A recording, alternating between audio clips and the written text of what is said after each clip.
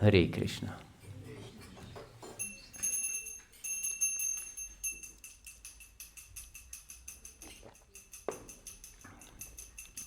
So now, just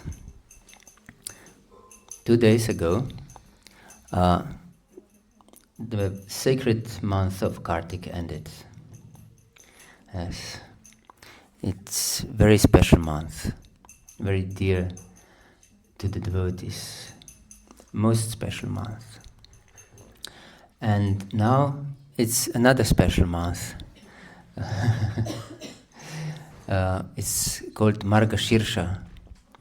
And Krishna says in 10th chapter of Bhagavad-gita, Masana Margashirshaham. Amongst the months, I'm the month of Margashirsha. So it's another special month. But Kartik is still most special. And yesterday, some very interesting Vrata, or time to take certain vow began. Yesterday began Katyayani Vrata. Have you heard about Katyayani Vrata before? Is there anyone? Yes.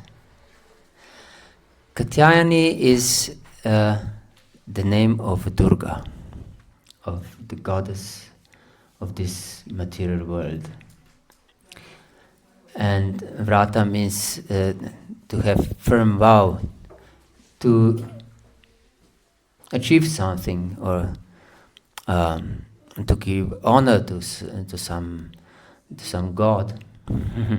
In this way, to this goddess Katyayani. And we are very well known that we don't worship demigods. That we are focused only on Krishna.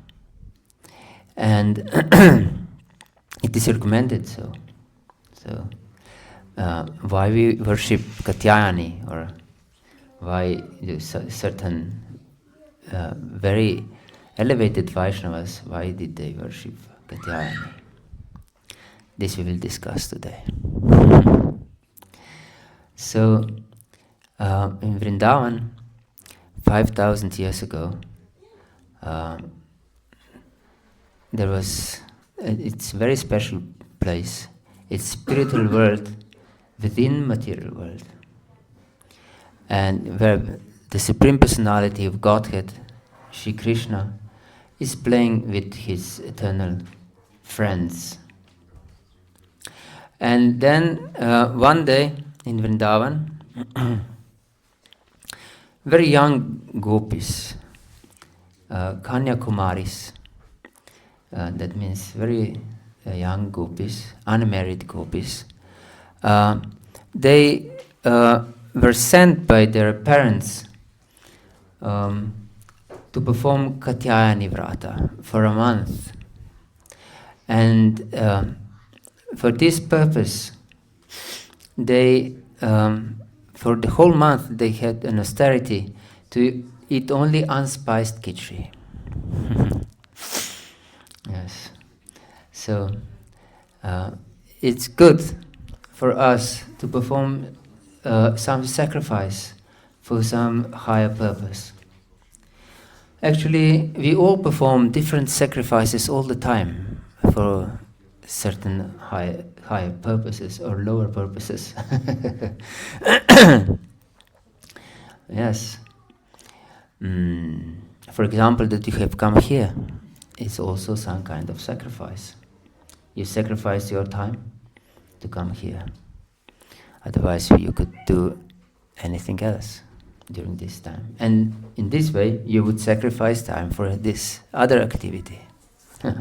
So, actually, whole our existence is some kind of sacrifice. Yes. But we can choose what kind of sacrifices we make. Yes. It's very important what kind of sacrifices we make. It is said in Bhagavad-gita, Yagyartat karmanonyatra lokayam karma bandhana tadarthamapi kaunteya mukta sangha samachara, that we should perform these different sacrifices in our life, every day's life, because every moment is actually a sacrifice for the pleasure of the Lord. If not, we'll be helplessly bound to the material world. Yes. If our well-being separate from the Lord is our focus, that means we go to work, we care for our family, we try to have fun, and so on. But if all these activities are separate from the service of the Lord, they will just bind us to this material world. And this material world is the world of suffering. And we are so accustomed to suffering that many times we don't even know that we are suffering. Yes. If you take, for example, a drunkard can sleep in his own stool and not be disturbed too much. For a sober man, this is disgusting, and he couldn't tolerate such a thing. But one who is so covered by ignorance, he can tolerate many things. So more we are covered by ignorance, more we are away from the Lord, more suffering we can tolerate. And for example, everyone is suffering every day. Yes, it's a fact. For example, if we take simple fact that we have to go to the toilet. We don't go there to have a pleasure time. At least I hope so. But because we feel some urge. And if we don't respond to this urge promptly, it will become more suffering and more. Isn't it? Yes. If we don't respond to the call of nature, then this becomes very painful and increases suffering. So it's suffering in the beginning, and then if we don't respond very quickly, it increases in its intenseness. Yes. So yes, our life should be dedicated from moment to moment as a sacrifice for the Lord. And here is the whole process how to achieve it. Yes. And the main process is chanting of the holy names. Yes. With our heart. Because if we do something without the presence of our consciousness, without the presence of our heart, the meaning is lost. The meaning is lost. Yes. Because the Lord is glorified as Saragrahi. Sara means the essence. And so he accepts the essence. So if we have heart somewhere else, it will not do. Yes, he accepts the essence. So, although these gopis, young gopis, they were worshipping Katyayani, goddess Durga, one we could say they were not focused on Krishna, but their only focus was on Krishna. They worshipped Katyayani with the sole purpose to achieve Krishna. They begged this goddess, please make Krishna the son of Maharaj Nanda, our husband. Yes. They wanted to be only with Krishna, with no one else, just Krishna. And their love for Krishna was so pure that Krishna was attracted. Because Krishna, although they were praying to the goddess, he accepts the essence. He accepts the heart of a devotee. And their essence of their existence was the Lord's pleasure. Not their pleasure, but the Lord's pleasure. And and after the worship is done, and that was very early in the morning before sunrise, and Yamuna at that time, this is a river which flows through Vrindavan.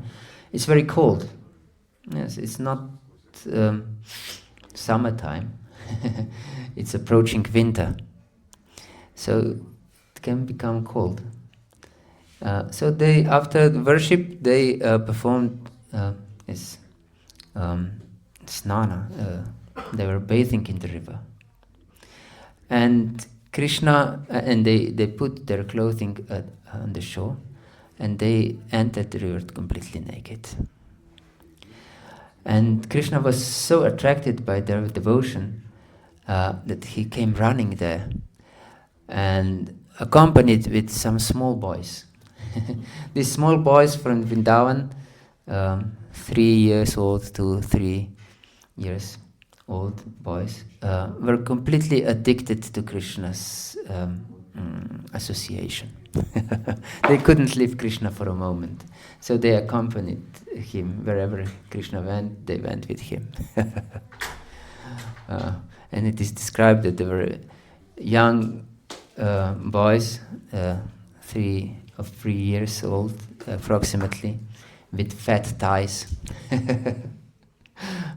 and tiger nails around their necks for protection. And Krishna came there. Jai Shri Gauranitai ki jai. Krishna came there, attracted by their love, and grabbed all the clothing they left on the shore, and he climbed a big kadamba tree there, and then he started to laugh very loudly to attract the attention of the gopis. And the gopis saw Krishna, and they were very happy to see him. And he said, "Oh, I saw this kadamba tree from afar, very, very colorful, a kadamba tree." And I wondered what kind of thing happened to kadamba tree to be so colorful. So I ran here to see, and I see here some clothing hanging on this kadamba tree. And I wonder whose clothing are these? And they said, "They're our clothes." You stole them. And Krishna said, "You blaming me, the son of a king, to be a thief?" So this is also important instruction for us.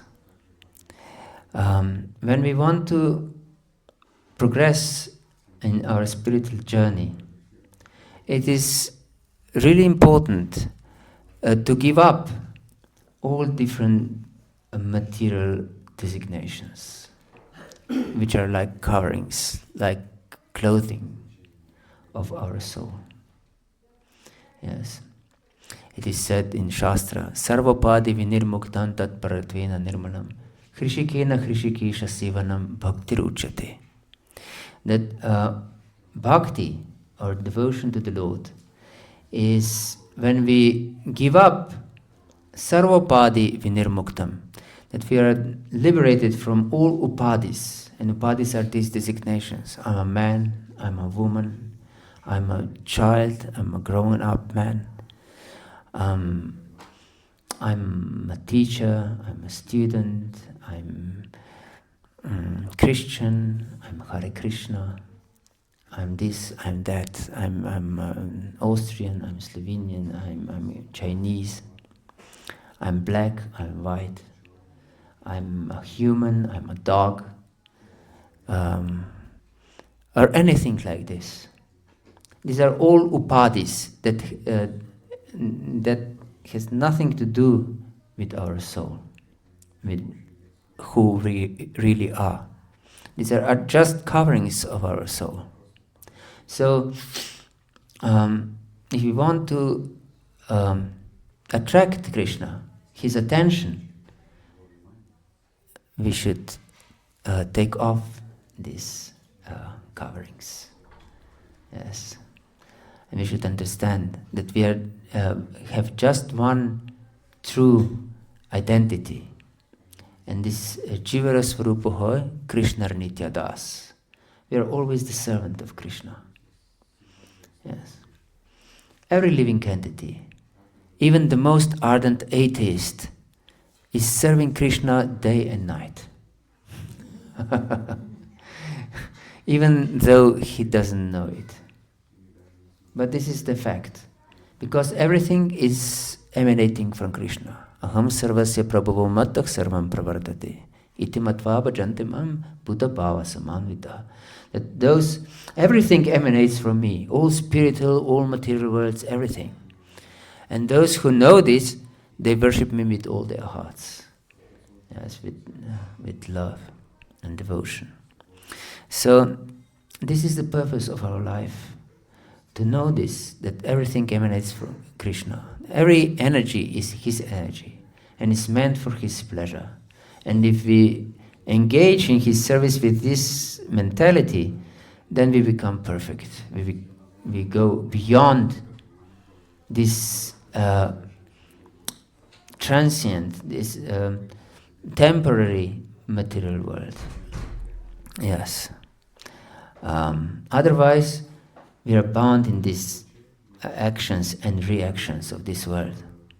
Yes, helplessly. We cannot go beyond it on our own.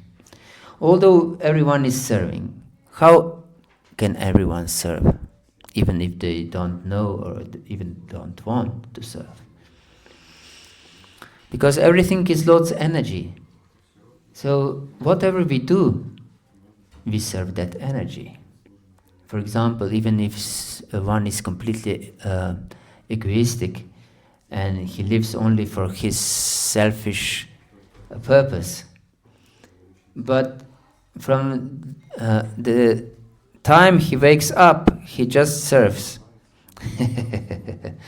First, he's not the body, but his first service is to take the body to the bathroom. And then cleanses the body and cares for the body, feeds the body, decorates the body, dresses the body. Always 24 hours a day he's engaged in service. Yes. But if his consciousness, yepyanya devata bhakta yajante shatayamvita, tepi mameva kantaya yajantya vidipurvakam. Lord Krishna explains in 9th chapter of Bhagavad-gita that although these people who are not my devotees, they only worshipping me. But they will not achieve perfection by this service. Actually, they will fall down, he says, because their consciousness is away from me. Their consciousness, their heart is not connected to me. Yes. And this is the main thing in our life, to devote our heart fully, not half-heartedly, but fully to Krishna. Yes. Don't be afraid to give your heart to Krishna. Sometimes people are afraid. Then I will lose my independence. I will lose my identity. I will lose my freedom. But actually, this independence, freedom, identity are all illusion and very temporary. That may be very quickly taken away. If you want it or not. Yes. No one will ask us if we are willing to give up these different coverings of our soul. Yes. And no one knows the day and the hour. and this will happen. Why I'm telling you this? Because I have two friends that they just left on the spot. And they were not yet old.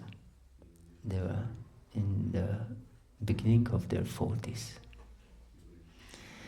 A devotee friend just recently left. Previous week, I believe. He was playing ping pong and just dropped dead. Suddenly. No one would expect. And he left his wife and a young small child. And on Friday, 2 days ago, was a funeral. And few years ago, a brother of temple president from Ljubljana, also, he went to a walk with a small child, 3-4 years old or something, and he just dropped dead. Also like this. So, you never know. And there is one other example, very instructive example from Mumbai in India. There are two devotees preparing for a final exam in the university. And this exam is quite demanding. And one devotee, he decided that for this period of studying, he will give up chanting and associating with anyone, including devotees. That he will completely devote his time and energy for study. And another devotee, he decided that he will increase his rounds during this time. And he continued his association with the devotees. And also he really devoted himself to study. And then at the final exam, both were outstanding. But this devotee who stopped chanting and associating with devotees, he was the best of all the students in the university, and was very much glorified by everyone. And he promised before this study began for this final exam that after this exam will be over, I will again come in the association of the devotees. And then it happened that on the day shortly after this exam, there was a Sangha program, devotee Sangha program in some student area. And they met this devotee, this excellent devotee, who was the best, and invited him for this Sangha program.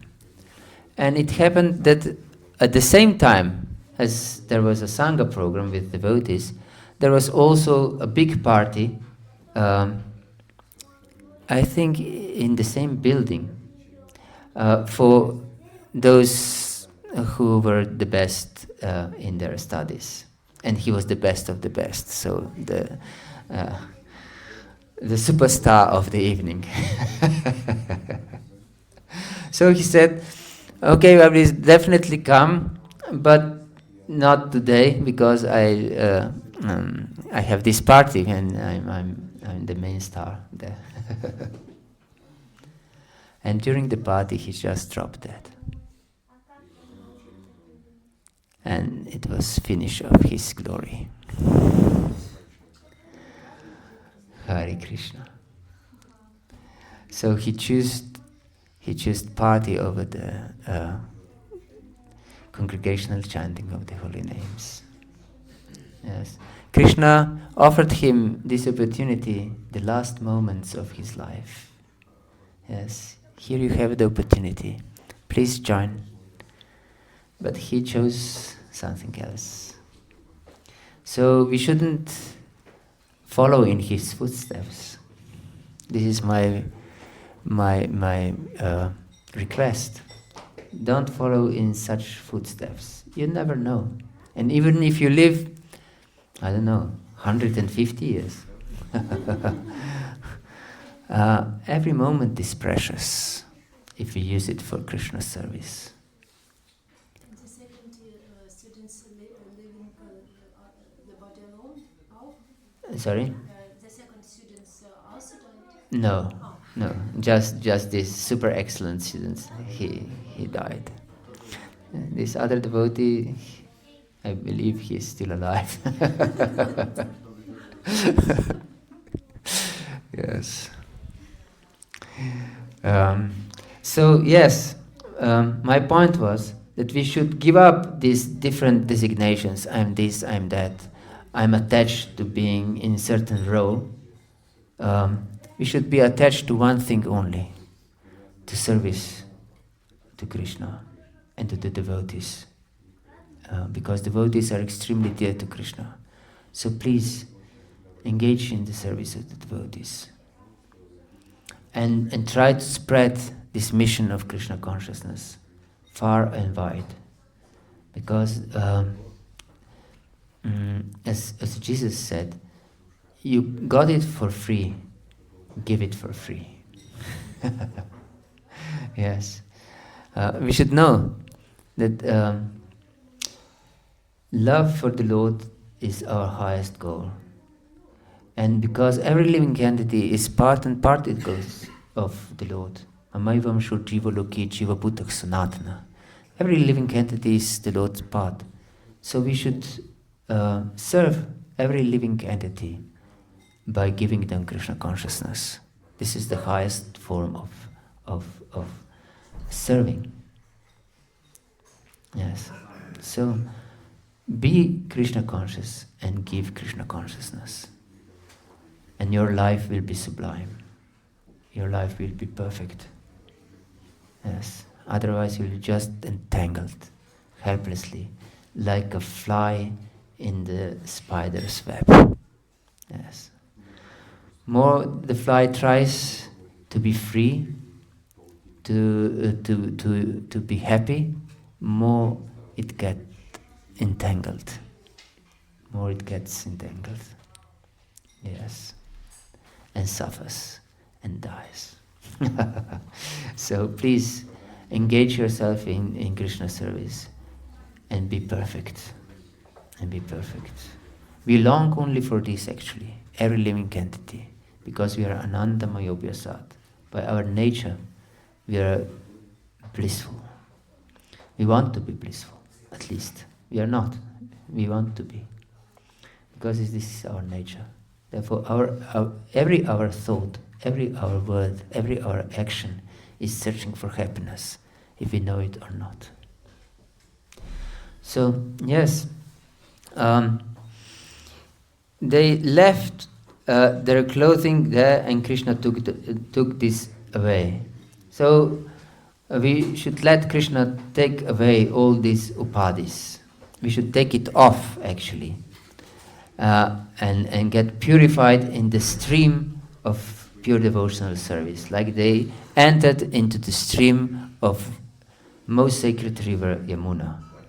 So we should enter in the most secret river of chanting of the holy names. Yes, without pretense who we are and who we are not. Yes. And then Krishna will take these upadhis on his own shoulders and call us out of the river. He called out these young gopis, please come out and take your clothing. And they said to him, just leave this clothing on the shore and go away. And in our spiritual journey, we often don't want to completely dedicate our life to Krishna. We have our agendas also. But this will not help us in our life. So Krishna didn't agree with this. So he wanted them to come one by one or in group. Yes. But they were really ashamed to come out of the river because at least in Vedic times there was no question that a boy or a man would see a naked lady. That some girl would appear naked before a man. It's unthinkable. So they were extremely ashamed to come out of the river, and they were staying there and arguing with Krishna for a long time, and they began to shiver out of cold.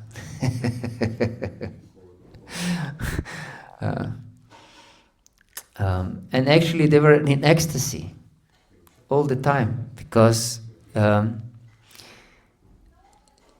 all they wanted, they were praying for Krishna to become their husband, and such intimate talks and joking is possible only with a husband or a boyfriend. So Krishna already took this position they prayed for. Yes, immediately, actually.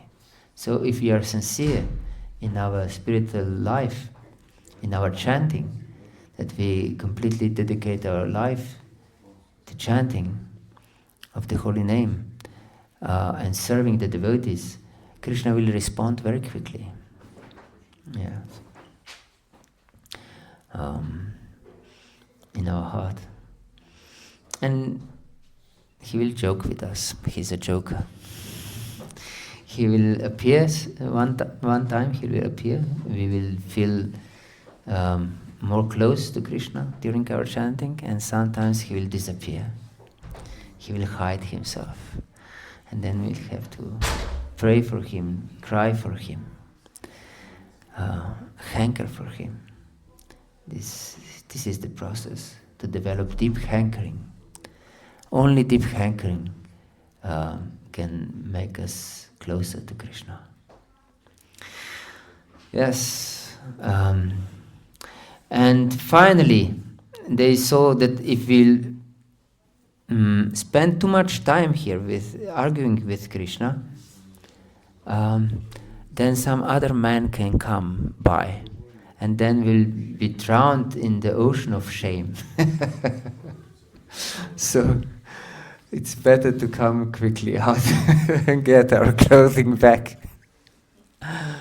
And so they came out of the river, completely naked. And then Krishna wanted them to offer obeisance to him.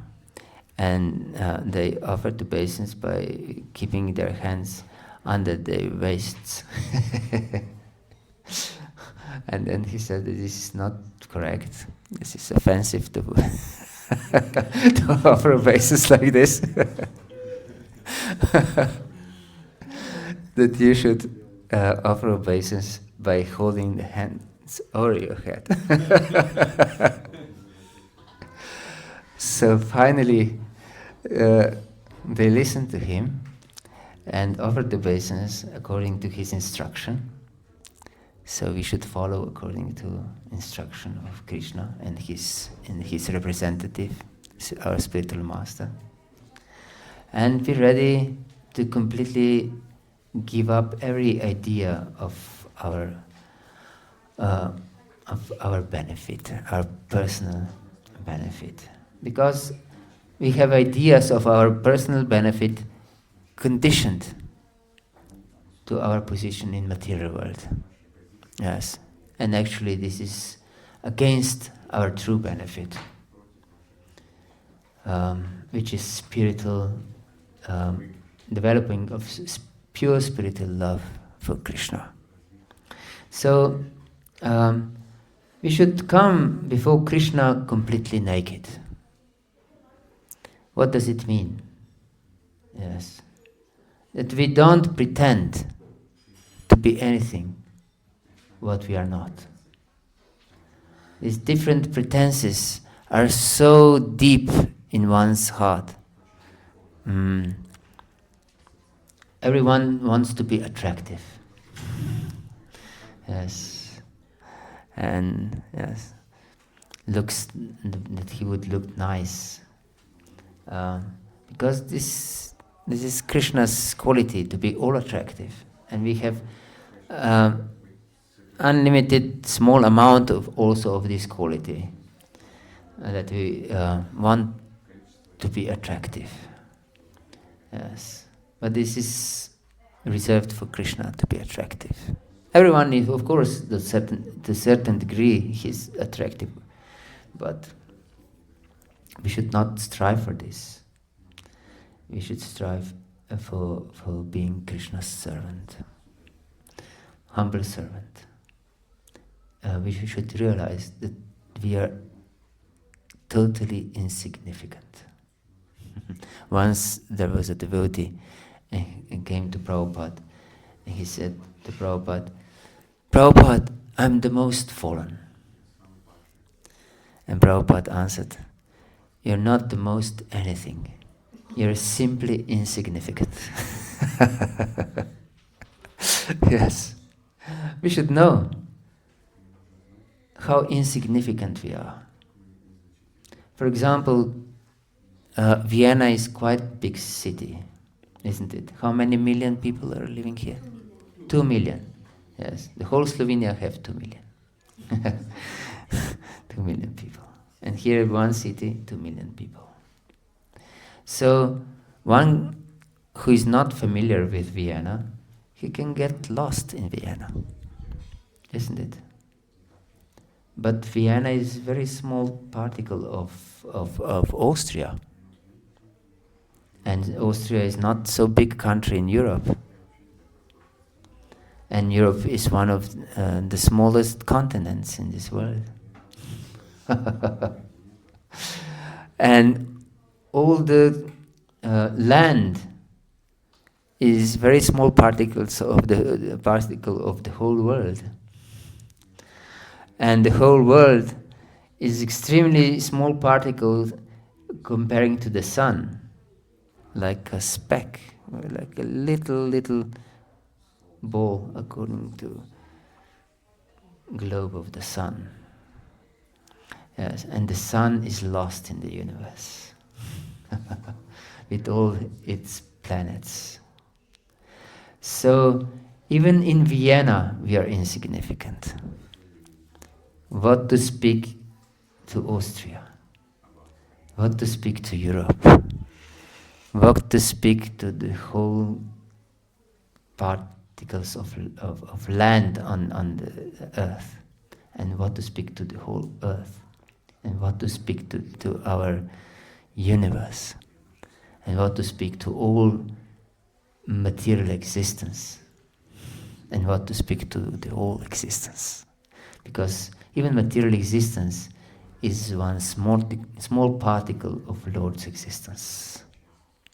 Yes. So we should understand that we are not anything special. Yes. But the illusion is that everyone thinks I'm really special.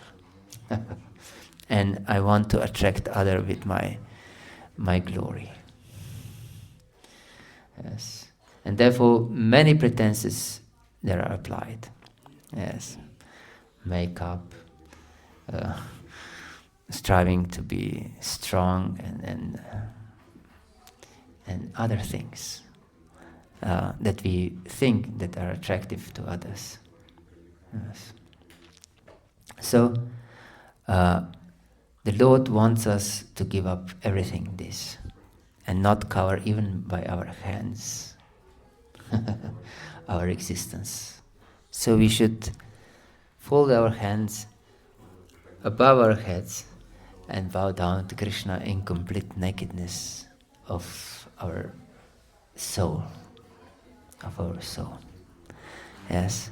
And then when Krishna saw this devotion of this Kanya Kumaris, of these young gopis, he was very satisfied with them. And then he returned their clothing, but now this clothing were wearing the scent of Krishna with them. Yes. So when we become devotees, we receive back, when we surrender completely to Krishna, we receive back these upadhis. Yes, I'm a mother, I'm a father, I'm a husband, I'm a wife, I'm a child, I'm a student, I'm a teacher, I'm this, I'm that. But not independently. Then Krishna's scent, Krishna's smell is on our upadhis. Because then we use these upadhis, father, mother, and so on, to serve Krishna with this upadhi. Yes. And then becomes a tool to serve Krishna. And becomes perfect. And becomes perfect. So we should use our whole existence only for Krishna's pleasure. Only for Krishna's pleasure. And our life will be perfect. Otherwise, we will keep material desires. We'll just rotate again and again and again in this material world. Prabhupada once said, if you have a desire to taste one chocolate, you'll get the body to taste it. Yes. So our only desire should be for Krishna. Therefore the Holy Bible says that the Lord is jealous God. This seems to be a bad quality, isn't it? To be jealous. It's not so nice quality. But actually, what this means? This means that Krishna will allow us to associate with our other lovers. Other lovers means that we love other things besides Krishna. These are other lovers. But as long as we have other lovers in our life, Krishna will not reveal himself. Krishna wants to be exclusive lover. Yes. So, yes, come regularly in association of devotees, and also individually completely dedicate your life to Krishna, and you'll be perfect. Yes. Otherwise, you'll just continue, you'll choose suffering. Just continue suffering and fear. Yes. You can perceive how much you are dedicated to Krishna by how much fear you have. There are many different types of fear in this life. Fear of being successful in our job, in our studies, of being accepted by others. So many fears. Yes. So, by becoming a devotee of Krishna, we become fearless. Yes. Hare Krishna. Is there any question or comment or doubt? An idea?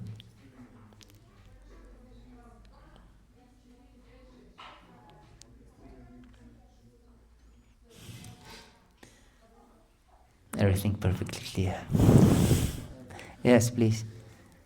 From the beginning of you said that this month now is more auspicious. Yes. It's most auspicious of the month. Sorry? What is the most auspicious of the month now? Yes. Kartik is even more auspicious. But Um, what is auspicious of this month? This month is auspicious because Krishna identified with this month. Masanam Margashirshakam, he says in 10th chapter of Bhagavad Gita.